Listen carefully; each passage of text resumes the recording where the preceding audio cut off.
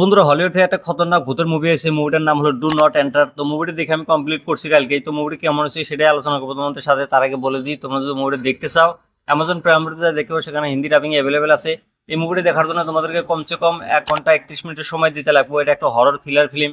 তো এই মুভির কাহিনীটার কথা যদি বলি, মুভির কাহিনীতে দেখানো হচ্ছে ডাইনা নামের একটা মেয়ে, তাদের একটা গ্রুপ আছে 5-6 জনের, তাদের সবারই ইউটিউব চ্যানেল আছে। তো ইউটিউব চ্যানেল গ্রো করার জন্য তারা নানান ধরনের জায়গাতে যায় ঘুরতে।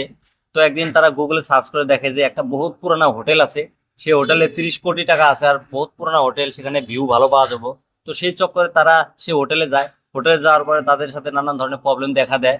তারপর তারা সেই হোটেল থেকে কিভাবে সার্ভাইভাল করবে সেটা দেখতে চাও আর জানতে চাও, তাহলে তোমাদেরকে এই মুভিটি দেখতে লাগবো। অ্যামাজন প্রাইম ভিডিওতে যায়। তো এই মুভিটা আমার কাছে কেমন লাগছে যদি বলি, এই মুভিটা কিন্তু আমার কাছে ভালো লাগছে ভাই। অসাধারণ মুভি ছিল, আর মুভির কাহিনীটা ভালোভাবে প্রেজেন্ট করছে। মুভিতে হরর সিনগুলা খুব ভালোভাবে দেখানো হয়েছে।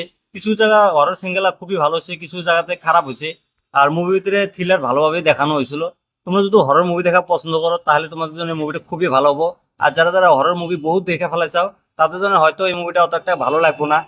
তো এই মুভির কাহিনীটা যে আছে না, এরকম কাহিনী আমরা কিন্তু এর আগে অনেক মুভিতেই দেখছি। যেমন একটা মহলের ভিতরে খাজানা থাকে বা টাকা পয়সা থাকে, সেটা লোভে তারা সবাই যায়, তারপর বাড়াতে পারে না। তো এখানেও কিন্তু অন্য লেভেলে দেখানো হয়েছে। এখানে দেখানো হয়েছে যে ইউটিউব চ্যানেল গ্রো করার জন্য একটা বিশাল বড় হোটেলের ভিতরে ঢোকে, তারপর তারা আর বাড়াতে পারে না। কাহিনীটা প্রেজেন্ট করছে অন্যভাবে, সেখানে কিন্তু মুভিটা ভালো লাগছে। মুভির হিন্দি ডাবিং খুবই ভালো হয়েছে। তোমরা যদি মুভিটা ফ্যামিলির সাথে দেখতে চাও একদমই দেখবে না, কারণ মুভির ভিতরে বহুত ব্রুটাল সিন আছে, যেগুলো তোমরা ফ্যামিলির সাথে দেখতে পারবে না। মুভির কিছু জায়গাতে খারাপ ভাষাও আছে। মুভির সিনেমাটোগ্রাফি খুবই ভালো। মুভির ভূতিয়া সিনগুলা খুব ভালোভাবে দেখানো হয়েছে।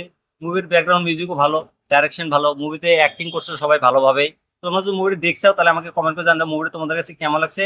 আর আমার রিভিউটা তোমাদের কাছে কেমন লাগছে সেটা তোমরা কমেন্ট করে জানিয়ে দিও। আর এরকম রিভিউ দেখার জন্য আমার এই চ্যানেলটা সাবস্ক্রাইব করে দিও।